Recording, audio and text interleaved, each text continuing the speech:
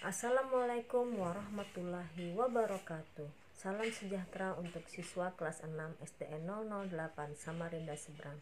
Semoga selalu dalam lindungan Allah Subhanahu wa taala. Hari ini kita akan belajar muatan pelajaran bahasa Indonesia materi teks laporan hasil pengamatan. Anak-anak, apakah di kelas sebelumnya kalian pernah melakukan pengamatan? Jika pernah, apakah kalian pernah membuat laporan hasil pengamatan? Laporan yang kalian buat itu disebut dengan teks laporan hasil pengamatan. Jadi, teks laporan hasil pengamatan adalah teks yang berisi informasi berdasarkan pengamatan yang sudah dilakukan. Ciri-ciri teks laporan hasil pengamatan adalah 1. Terdapat informasi, 2. Terdapat fakta-fakta, 3. Terdapat simpulan. Anak-anak, perhatikan contoh teks berikut ini. Bacalah dengan seksama teks ini.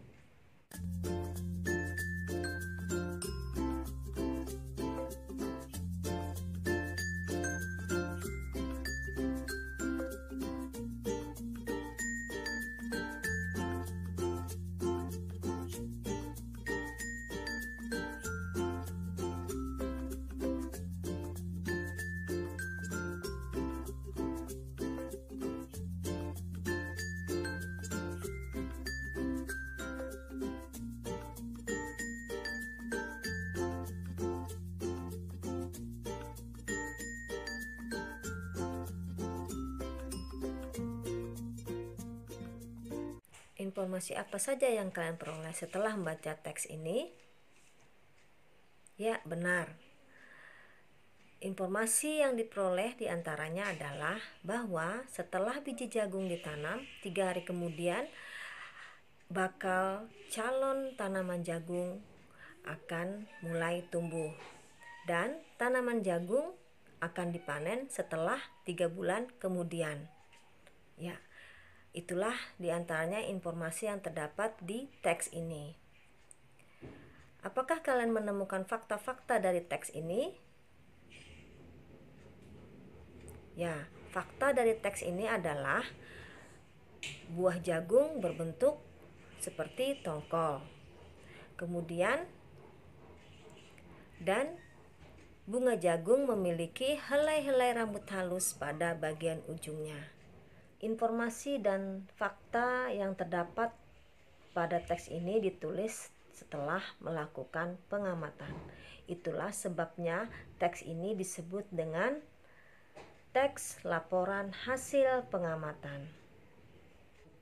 Silahkan kalian cari contoh teks laporan hasil pengamatan di buku kalian dan temukan informasi, fakta, juga simpulan dari teks tersebut.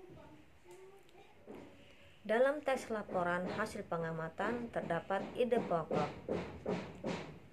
Ide pokok adalah gagasan utama atau masalah pokok yang dibahas dalam suatu paragraf. Ide pokok terdapat di setiap paragraf pada suatu karangan. Perhatikan contoh berikut ini. Anak-anak, bacalah teks berikut. Dedi dan ayahnya pergi ke kebun singkong di belakang rumah. Dedi dan ayahnya mencabut satu tanaman singkong. Dedi pun mengamati setiap bagian tanaman singkong. Kata ayahnya, bagian tanaman singkong yang dapat dikonsumsi adalah umbi akar dan daunnya, sedangkan batangnya tidak dapat dimakan, tetapi dapat ditanam kembali dan akan menjadi tanaman singkong yang baru. Pada teks ini, Dedi mengamati tanaman singkong.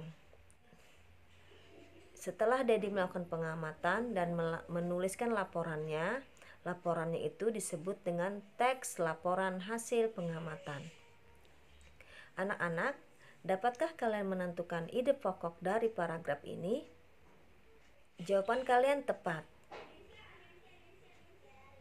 Ide pokoknya adalah Dedi mengamati bagian-bagian tanaman singkong. Silakan kalian berlatih menentukan ide pokok dari teks yang kalian baca di buku. Anak-anak, sekian penjelasan dari Ibu. Semoga mudah dipahami. Mohon maaf jika ada kekurangan. Silahkan dipelajari lagi dari buku yang ada di rumah. Terima kasih. Assalamualaikum warahmatullahi wabarakatuh.